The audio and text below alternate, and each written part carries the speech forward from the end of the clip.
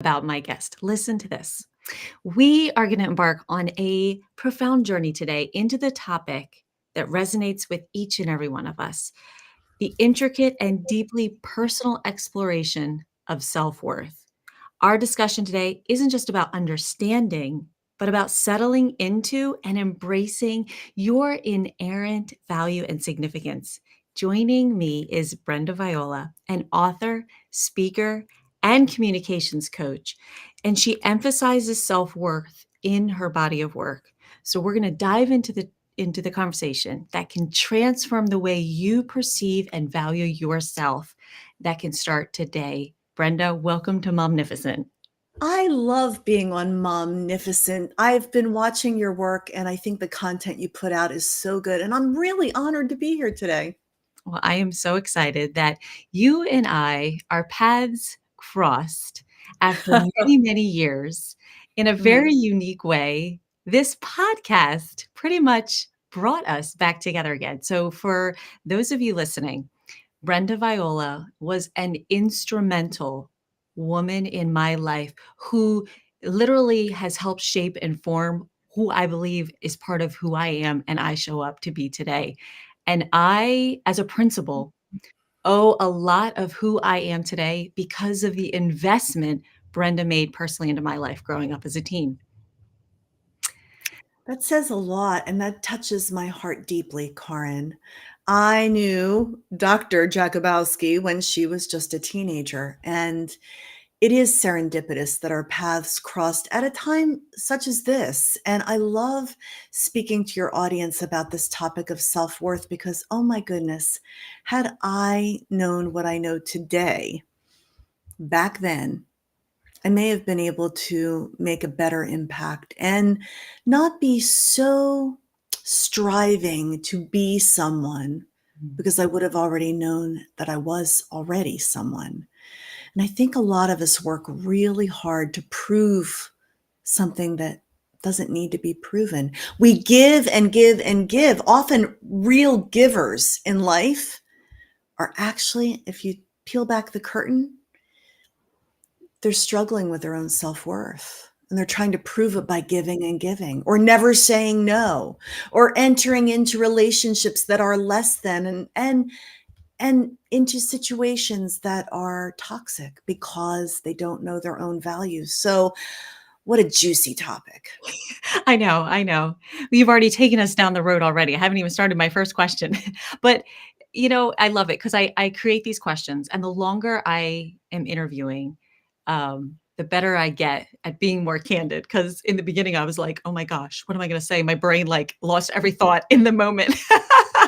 But what's amazing is that from what you just said, so I struggled with low self-esteem, low self-worth, low self-confidence, like, most of my entire life, actually.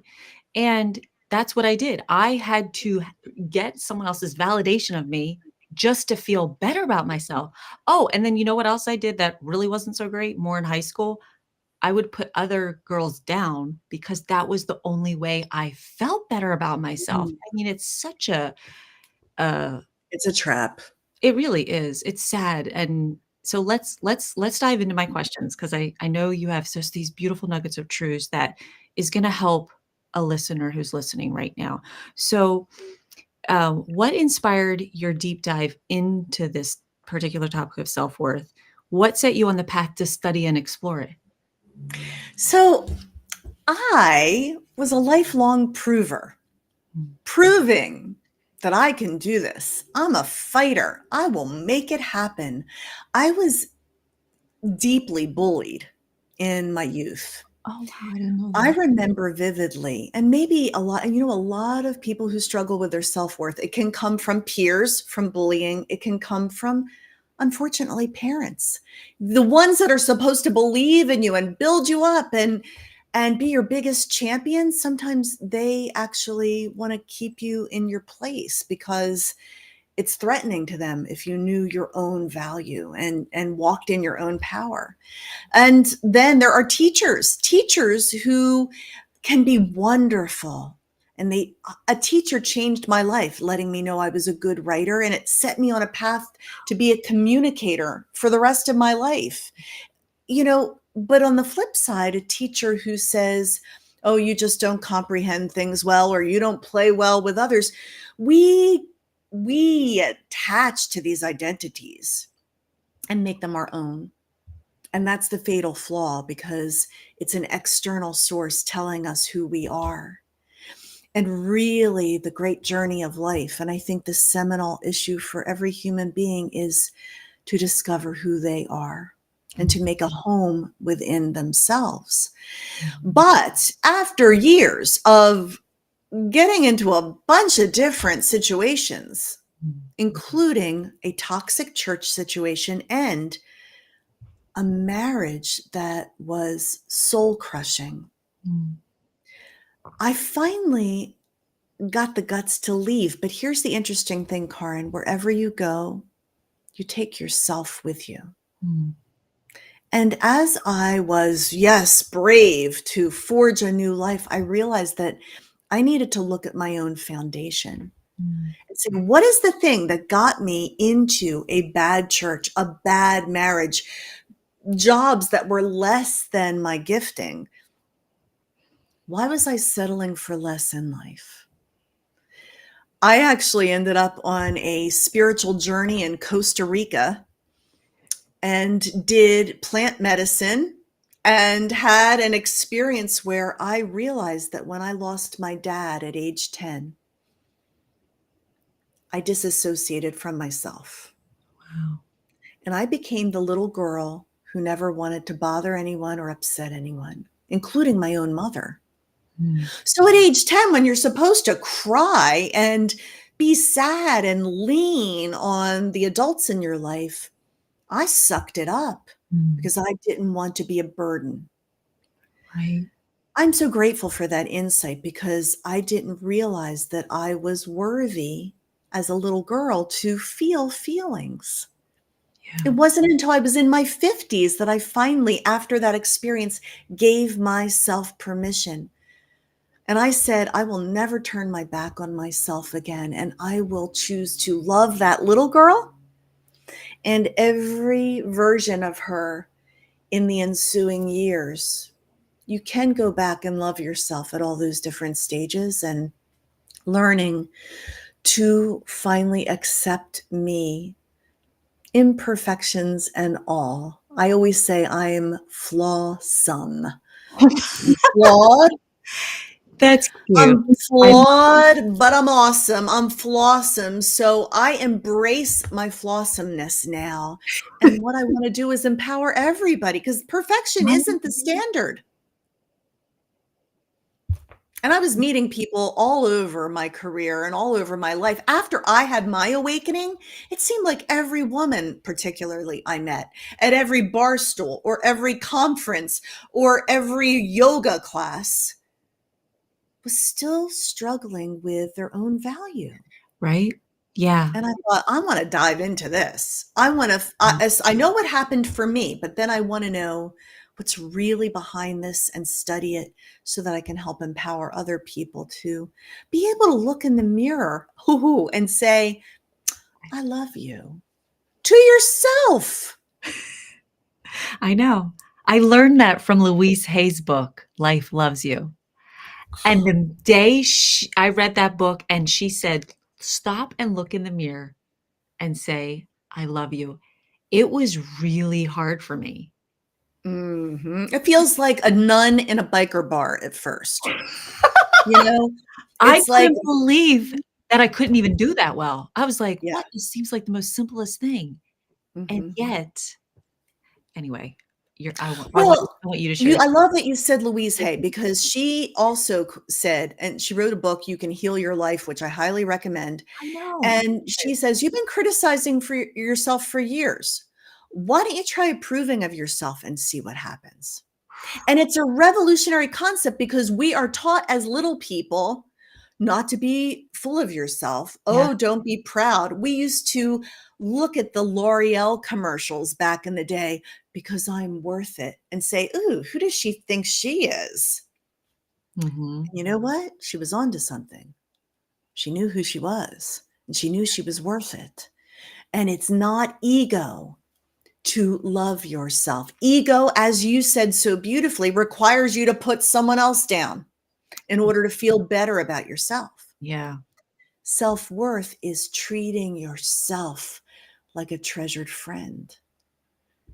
And I always say, if you wouldn't talk to your dearest, most beloved person in your life that way, why would you talk to yourself that way? Mhm. That And makes sense. listen to the thoughts that you allow yourself to think that you would never say to somebody else. Right. You would never say that. So, take us more into where you talk about settling your self-worth rather than knowing your worth. So, can you share what led you to embrace this perspective? So I was building this presentation and I was getting excited about it. And what I always do is I float it in front of people that I respect. Say, I'm digging into this concept. What do you think? Everybody was like, oh, yeah, we need this. Except this one person said, shouldn't you call it knowing your worth instead of settling your worth? Mm. And so I really sat on that for a minute and I thought, no, because I didn't just wake up one day and know my worth. When you settle something, when they were settling, a brand new country, it was hard work and you had to dig and you had to build and you had to put in foundations and you had to plant stuff and take out weeds. And settling involves wrestling with something. So I'm inviting your audience, if they are intrigued by this topic, and by the way, if you're annoyed by this topic, or if it makes you feel very uncomfortable, then I would gently suggest that this is the very thing that is nudging in your soul to work on. Because if you can't imagine loving yourself, oh, I invite you to consider the possibilities. So settling involves a wrestling match. And when you've settled on a house, it takes about an hour settlement day, but at the end, you have the keys. So the presentation I do, Settling Your Worth, takes about an hour. And at the end, I give you the keys so that you can make a home within yourself. Because really, it's always about not the other person, not the bullies that made fun of me in high school. It wasn't about the teachers who did this or the parents who failed at that. Everything in life is between you and you. Yeah. And that's where your power is. And that's where your hope is too. And we talked about this when you interviewed me. Remember? That was the very thing we talked about. Whatever's coming up for you is somewhere in your own life. That's something, it's telling you something. It's agitating you. It It's the agitation that creates the pearl. Yes. And I am Yes. so excited that I had to do that, that I had that interview with you. Karin, I do a podcast called The Alchemy of Pain, and Karin was a recent guest and shared with such candor how being jealous of someone else really upset her, but then it instigated a brand new life and who she is today. Yeah. So yeah, those things that first it's going to make you mad Yeah. and then it'll change you forever. Mm. And for those of you listening, Brenda has a book that she wrote. And Brenda, do you touch on this topic in the book? It ekes out of everything I do. Yeah. Yeah. If I'm having a phone conversation, a one-on-one coaching session, if I'm speaking to an audience of 1,000, I'm on a podcast or it's in a book, it always ekes out because I feel it's like sticky tape. You cannot get away from it. Yeah. When I am upset, if I'm taking something personally, if I'm feeling defensive, if I'm afraid, Mm. if I'm depressed, I can always unpack it and say, how am I feeling about myself? Mm. And what are the thoughts I'm entertaining that are Mhm. creating this muck that Yeah. I'm in today? Yeah. And so the name of Brenda, tell us the name of your book again. So I wrote the Public Servants Survival Guide in 2020. I had all these great plans because 2020 I was going to do the big book tour and then the world stopped. Oh, So great. I turned into an online everything. I became a certified virtual speaker and my whole life and business turned into an online thing like most of us, right? Yeah, But you pivot. the Public Servants Survival Guide is 10 checkpoints that help people determine where they're teetering on the verge of burnout. And if your audience are moms, Mhm. oh, I need to send extra good energy their way Right? No, because it's so true. I just said this in a post recently, like, moms give and give and give, and you're so busy taking care of everybody else, yeah. and sometimes you're the last person to take care of you, and you are important. Mhm. And If you don't put the mask on yourself, you can't help anybody else. And yes. so and it's interesting because I do this workshop, and I just recently did it in South Jersey with 400 teachers. You told me, like, this is Teachers so were awesome. soaking it up because, they've got and just like moms, just like any busy person, the to-do list continues to grow. Yes. The demands, the expectations Yep. from external sources are Keep coming. intense. Yeah, and they keep Yeah, coming more and more. They're just it's adding like more playing on the whack-a-mole. plate. You just can't get on top of it, Yeah, right? So, yeah, the only thing you can get on top of is managing how you respond to life. yeah. You're the CEO of you. Yeah. So, taking back your control, and so I love that.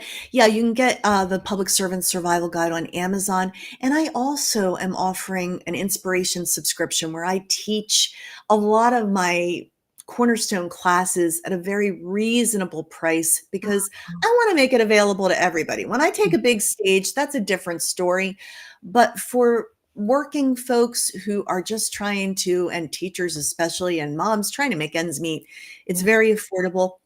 You can just go to brendaviola.com or my link tree on Instagram, and you can see everything I have to offer. Because my goal is to encourage people, yeah. not just to have gotten through stuff, but to get through it and offer a lifeline to build people up. I love I that. feel I love like that. that's why we go through everything in It life. is. There's a reason for it, and the reason is to help other people. And gosh, to let people know their own value and their Right, worth. right? We want that for everybody. I feel like you and I think I said this to you, like, every person I have on my podcast, at the end, I'm like, I just feel like they're my kindred spirit, and it's so true. Like, that is the very reason why I even have this podcast, because if it can Mm, help one listener today with one thing that can help them through the next moment, that yeah. is so awesome. I just But wanna it's help. not surprising that you are attracting people that you want in your world because Yeah, your vibe attracts your tribe. What you are emanating is what you will get back. thank And the quality, ooh, listen to this. The quality of love that you give yourself is the quality of love and people you will attract. wow, So that's if you're looking around and saying, "Man, this stinks, man. I need to get better people in my life," then look at the quality of love you're giving yourself. The longer you entertain what is not for you, the longer you will postpone what is for you. mm. And why do we entertain what's not for us? Because we'd rather entertain something than be alone. It's So hard to be I alone. It's so hard to be alone. There are people I talk to who have to have the TV on running and in their yeah. house, like, they cannot, like, I told someone I went to Peru for, like, a silent retreat, and they were like, "Oh Mm. my gosh, I could not stand that much time in my head." And for me, I Mhm. was like, "Oh, yeah, I can't wait to do it again." But that just shows you how where you're at with being able to be. Uh, so I'm gonna tell a personal story here. Okay. Between 21 and 23, thankfully, I had had this awakening in Costa Rica, but I lost my mom, my Yeah. partner, my house, my job, and my dog. And I was left with just me. And one of the things I had always taught was there's one person you're guaranteed to spend the rest of your life with, and that's you. Well, here I was now finally, not just teaching that, but really needing to live it. And I always say, I do not give it unless I live it. So I had to live this me, myself, and I-ness. And, we don't get to choose what life hands to us. We do get to choose how we respond to it. And for those of you who are terrified of being alone, I say, oh, you just don't know what wonderful company you are. Mm. Know your worth. Yeah. Sometimes, and I don't say you have to lose it all to find yourself. Yeah. But in my case, because of my purpose in life, I had to lose a lot. And people might say, wow, what's she doing wrong? And I say, no, Right? what am I doing right? Because not to make light of the pain or the grief, because that's all real. Right. But someone once said, I think God's testing you. And I said, no, God's trusting me, Wow. trusting me to respond to life like someone who believes that there is good and that I will see good in the land of the living, and that goodness and mercy follows me all the days of my life. I've become a deeper, more empathetic person because of what I've gone through. Mhm. I think about the woman that knew you. I was in my 30s when I was with you, Karin, and I'm like, oh gosh, how I wish I could change some things, how I wish I was different. But you don't know until you know. And until you know better, you can't do better. And I do better now because I know better. Yeah. But yeah, you're good company for yourself. Don't be afraid of being alone. Isn't that beautiful? I just love that. All right, so let me pick one more question because I told you I'd keep it to close to 30 minutes, but I have enjoyed every moment and everything that you have shared. Um, let me just see. Is there a structured process that you found effective in helping individuals better understand and settle their own worth that maybe and Mm. with for you to leave listeners with something they can walk away with? Yes, I want to do that. And thank you for asking that question. So, if you are listening or watching and you want to write down on a piece of paper, SETTLED, and I will go through it quickly. This is the Reader's Digest version. But number one, if you want to settle your worth, stop the comparisons. Mhm. Stop it. You cannot look at that fake person on Instagram who's not even real anyhow and say, you're less than that. No. And by the way, you're incomparable. Nobody has your stories, your life experience, your context, your upbringing, your soul. So why compare yourself? Comparison is the thief of joy. Stop the comparisons is the S. Evict the bad tenants. We're talking about settling, and you own the real estate between your ears. Evict. Now, it's work. Have you ever tried to evict someone from an apartment? If you've been a landlord, it's not easy. It's like trying to get rid of bed bag bugs and termites. But it's work and it's worth it. When you hear something in your mind that you would not say to a beloved friend or family member, kick it to the curb. Mhm. If it doesn't feel good, flush it. Evict those bad tenants in your mind. And then the first T is train your mind with a new way of thinking. No, no, no. Have you ever Karin, you won a bodybuilding competition. How was training? Was it easy? It was the hardest thing I ever did in my life to the point where I was crying at times Mhm. in the middle of the workout. It was Yeah. that hard. And since I live by myself, sometimes I walk around my apartment and I'm like, no, you are not. No, no, you are Mhm. not going to think that. And Yeah. of course, someone walking by might think I was a crazy woman, but I have had to train my mind. And by the way, now, if I think one of those dark thoughts, it's not comfortable there anymore because I trained my mind. So that's the first T. The second T is tell a news story. Instead of tell the story of the victim and, oh, my mom did this and the bullies did that and the church did this. No. Hey, you could look at my story and say it's a bad country song in the last few years. I say, let's turn it around. I did have great losses. but I became a better person at the other end of it. And I did lose a wonderful partner, but after a bad marriage, I was able to experience great love. What a joy. What a beautiful gift. And I attracted that love because I started to love myself. What a great outcome. So I tell a different story. You're not going to meet me and be, oh, poor Brenda. No, in fact, if you feel that way, you're probably not going to be my friend. I don't want anybody to feel sorry for me. So stop the comparisons, evict the bad tenants, train your mind, tell a new story, love bomb yourself. Just like you said, Karin, look in that mirror and start speaking nicely to yourself.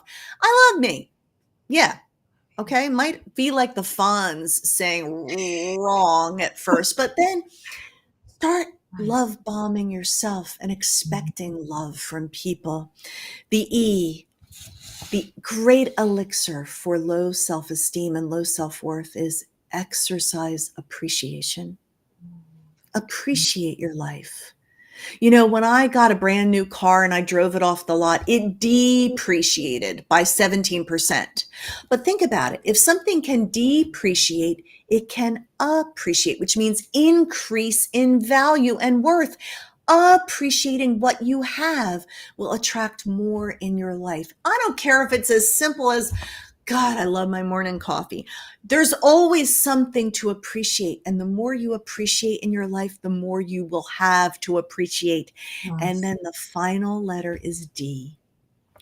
Decide that you will never turn your back on yourself again. Mm. Decide you will not betray yourself again. If you hear yourself speaking unkindly to yourself, say, no, no, no, I will not betray myself. For I decided that day in Costa Rica, I drew a line in the sand and I said, I will never cross it again. And since that time, I have never been the victim of another person's toxic need to control. I could never have ended up in that cult church at this stage in my life, or a bad marriage. No, because I made a decision. And I hope for your audience that they will make the same decision, never to turn their backs on themselves again. Thank you, Brenda. That was so beautiful and so valuable. Thank you for sharing those points with us. What a amazing takeaway. And we'll try to add those also in the description notes of this episode if you need to go back and pull them out. So, Brenda, what's one final word of encouragement you want to leave our listeners with today? So, a lot of people say, why is your company named Vici Communications instead of Viola Communications? And there's a story. My logo is a butterfly, and the word Vici means I conquered. So, my whole mission, whether it's in conferences or coaching, is to help people conquer. But the butterfly started out as a caterpillar and was in a dark place. And maybe some of your listeners are in a dark place right now. I had a friend who actually had a butterfly farm. And when she was learning how to do this butterfly farm thing, she saw this butterfly trying to come out of the chrysalis. And if you've ever seen it, it's a violent thing. It's not like, ooh, let me come out. No, it's like they're trying to get out. So she thought, I'll help it. So she went, Oh, and the butterfly came out, and it was beautiful, but it couldn't fly because it's in pressing against that chrysalis that you create the strength in your wings so you can fly. So for those of you out there that are in a dark place, keep pressing mhm. because you are creating strength in your wings so that you can fly. And when you get out of that chrysalis, honey, you are going to be beautiful. In fact, you already are. Yes, you are. That's the most important thing. You already are. Mm-hmm. Brenda, thank you so much. How can our listeners find and follow you? Oh, I hope they will. BrendaViola.com is my website. On Instagram, I am at BrendaViola_. Vici Communications, which is a mouthful, but you'll find it. It'll be great. And my link tree is there. And I'm on all the social platforms. And also a huge fan. You'll see me following Momnificent and my longtime friend, Dr. Karin Jakubowski. Thank you for the privilege of having me here today. Brenda, this was one of the most special episodes in my 3 years of doing this. Thank you. Thank you.